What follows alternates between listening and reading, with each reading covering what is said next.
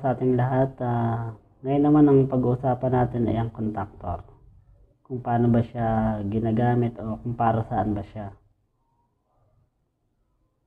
Bali, disclaimer lang, hindi ako ganun ka-eksperto pagdating sa contactor. Bali, ang isi-share ko lang ay kung paano ko lang siya nakikita o naiintindihan ginagamit sa air conditioning sa mga nire-repair ko. Bali, umpisa natin dito sa kung ano bang meron sa contactor na to. Kung mapapansin nyo, meron siyang terminal sa taas at saka sa baba. Meron din siyang terminal dito sa gilid, sa dalawang gilid. Bali ito, isa lang yan connected lang yan. At mapapansin nyo, meron din siyang coil.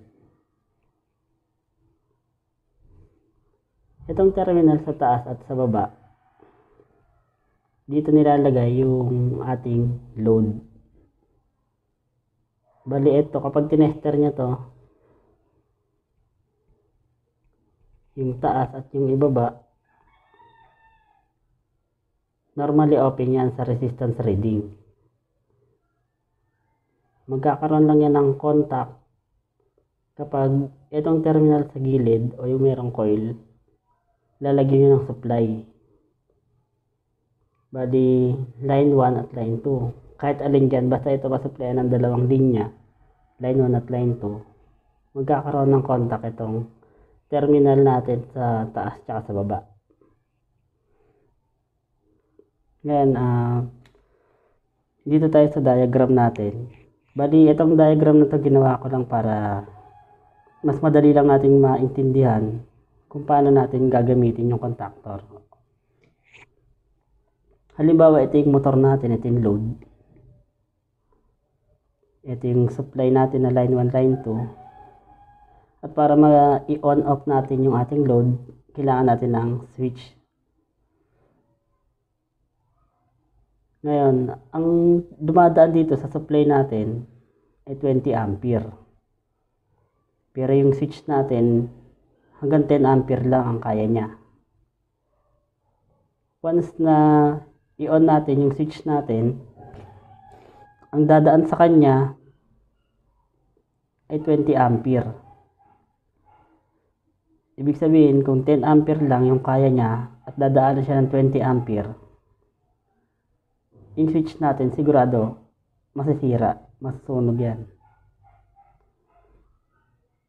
Paano ang gagawin natin para may on off natin to nang hindi na isira yung switch? Bali, dito tayo sa pangalawang diagram natin. Yung switch natin, papalitan natin ng contactor. Bali, itong wire natin, itong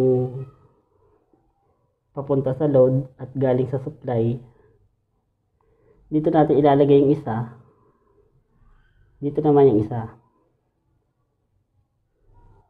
Once na magka-supply itong line 1 at line 2, magkakaroon ng connection yan at magkakaroon ng supply papuntang load. Paano ang wirings natin dyan? Yan. Halimbawa, nakaganyan yung contactor natin. Yung isang linya, yung isang terminal ng supply natin ng contactor, i-connect natin rekta dito sa line 1. Bali, naka-permanent na siya. At yung line 2 natin, i-connect natin yan ngayon sa switch. Papunta doon sa line 2. Ibig sabihin, pag inon natin ang switch natin, papasok ang supply dito, line 2, at dahil meron na siyang rekta na line 1, magkakaroon ngayon ng contactor.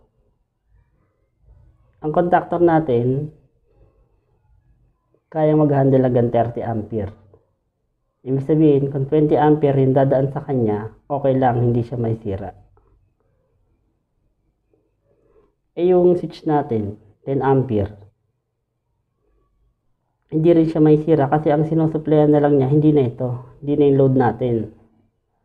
Ang sinusuplayan na lang natin ay yung coil ng ating contactor.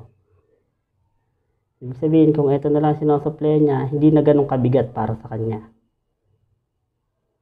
Dahil sigurado hindi aabot ng 10 ampere ang amperahe ng coil na to. Yun lang, sana may natutunan kayo sa video natin ito. At sa susunod na video natin, pag-uusapan naman natin yung diagram naman ng split type na ginagamitan ng contactor at ng Honeywell. Sana nakatulong sa inyo itong video na to. Maraming salamat po.